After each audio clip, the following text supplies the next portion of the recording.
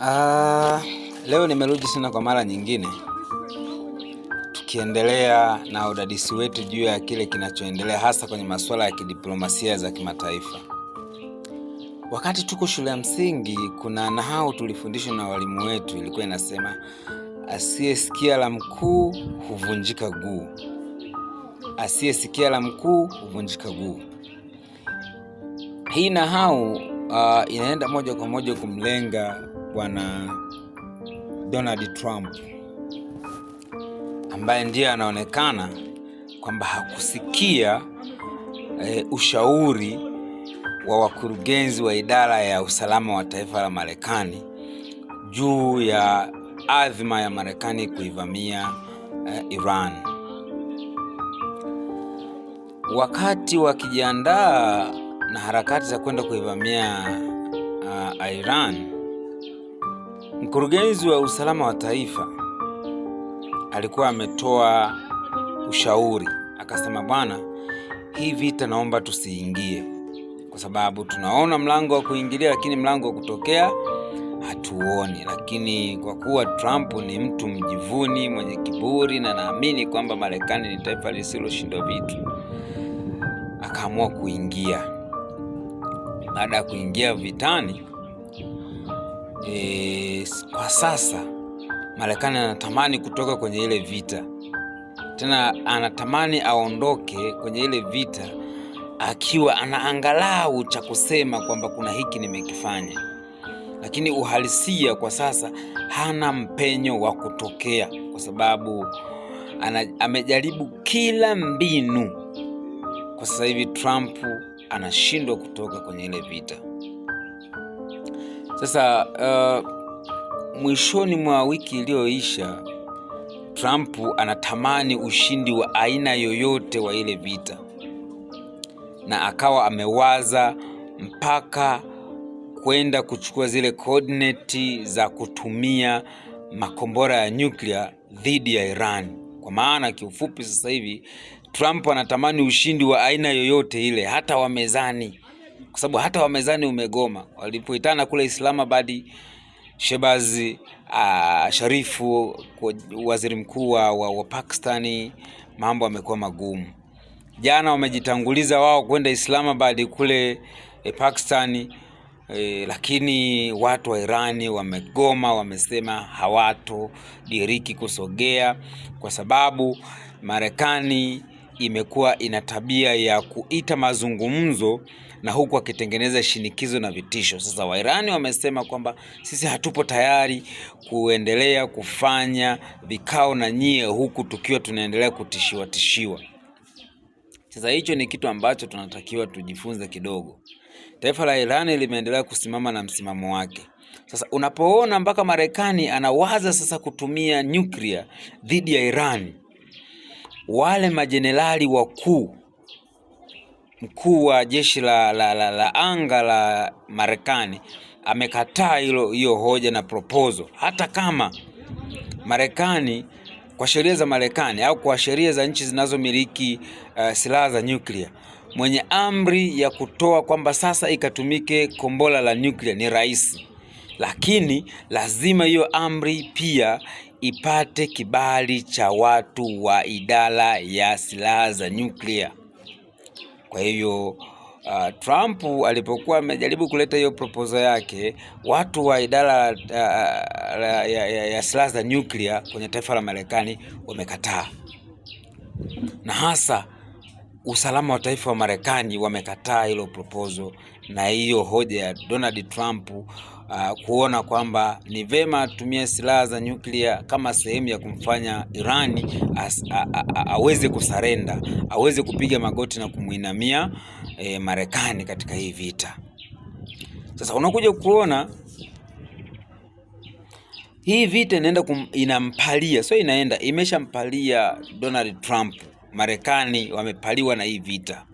Donald Trump yeye kama rais anakutana na ukosoaji kutoka kila engo wa kimataifa, ukosoaji wa ndani ya raia wake, ukosoaji wa wabunge, na ukizingatia sasa hivi serikali ya Marekani inajiandaa na uchaguzi wa bunge ambao utafanyika mwezi wa 10. Kwa hivyo pana uwezekano mkubwa sana chama cha Republican kikapoteza viti vingi sana, na kama watapoteza viti vingi sana, manake hivyo viti vyote vitahamia upande wa pili wa Democrat, na mademokrati wamekuwa ni sehemu ya wakosoaji wakubwa sana juu ya hii adhima ya Marekani kuivamia Iran. Na kama wao Democrat ndio watakuwa wamejaa bungeni, kwenye bunge la Marekani Congress, maana yake hata ile hoja ya impeachment, hoja ya kutokuwa na imani na Rais Donald Trump itakuwa ina nguvu sana, na uwezekano wa kumfanyia impeachment, kwa maana kumuondoa madarakani, utakuwa ni mkubwa sana. Sasa hilo pia Donald Trump anakutana na pressure nyingine kubwa sana, ambayo yeye peke yake na wa Republican wenzake ni ngumu sana kuweza kupingana na au kushindana na hiyo nguvu, kwa sababu wale wa Democrat wanakutana na nguvu ya umma, wanakutana na nguvu ya hata baadhi ya Republican wenyewe, nao pia wanapingana na kile ambacho anakifanya Donald Trump. Sema ndo kwa hivyo tayari wapo kwenye mfumo, hawana namna ya kufanya. Lakini hiyo yote ni kuingizwa mkenge na bwana Benjamin Netanyahu. Sawa, wanaweza kukubaliana Marekani kama taifa tutumie silaha za nyuklia. Je, wana uhakika kwamba taifa la Irani hadi sasa halina silaha za nyuklia? Kwa sababu tukipiga hesabu sasa hivi, tangu tuseme kwamba Irani ana uranium iliyorutubishwa kwa 60%, pana mwaka mmoja sasa hivi. Je, tunaamini kwamba wale watu bado wana zile nyuklia zilizorutubishwa kwa 60% peke yake, au wameongeza? Na kama wameongeza, je, mnaamini kwamba hawana silaha za nyuklia? Kwa sababu Irani kwa kila tabia, yani ana tabia zote za super power. Yani kwa sifa anazozionyesha, kiburi anachokionyesha, ujasiri anaojionyesha, ukakamavu anaoonyesha, inaonyesha dhahiri ana kitu kikubwa ambacho anajivunia nacho.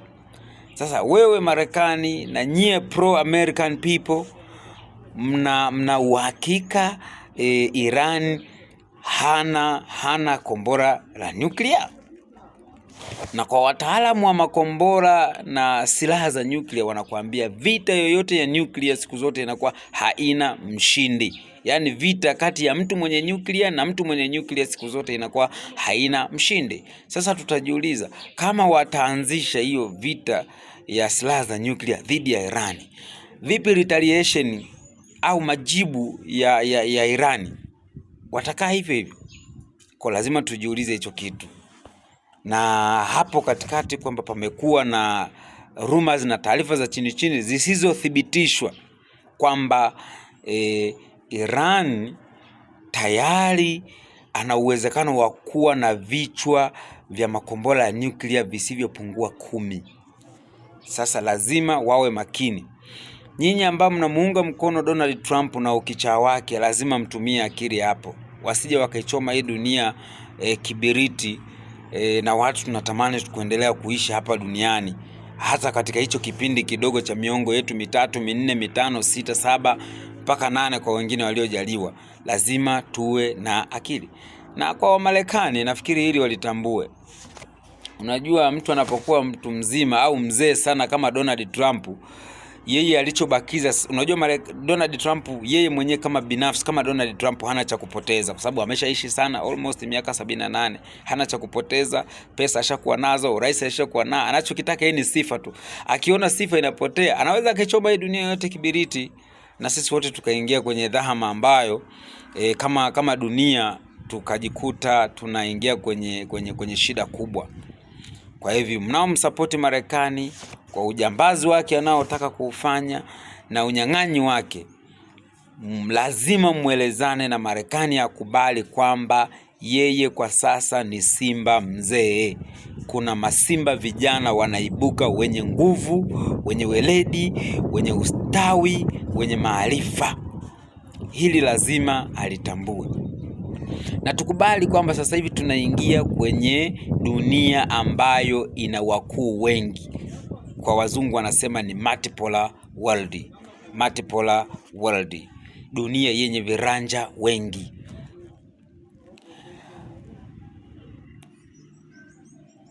niwatakie mchana mwema. Sina cha kusema. Mungu awabariki.